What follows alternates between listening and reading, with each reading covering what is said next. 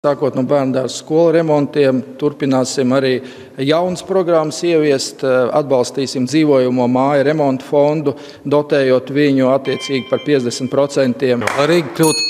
Lai Rīga tiešām kļūtu patīkama pilsētai, cilvēkiem, tā ir jāveic ļoti kardinālas pārmaiņas. Mēs piešķirsim nekustamām īpašumu nodoklim atlaidi 70% dzīvojamām platībām un zemē zem dzīvojamām platībām. Sabiedriskā transporta biļetes cena 60 centi, saglabājot pensionāriem joprojām atlaides. Tāpatās īres cenas ir augstas, tādēļ mēs uzcelsim 4000 jaunas īres dzīvokļus jaunām ģimenēm. Rīdznieki saņems labākus pakalpojumus, saņems tās pašas sabiedriskā transporta atlaides un sociālās programmas, bet toties godīgi pārvalda. Kā vēlētāji, man ir kauns, ka es šobrīd šeit stāvu, jo es šitos solījumus klausos 27 gadus. Jūs solat, jūs esat iestudējuši savus runas, turpiniet solīt.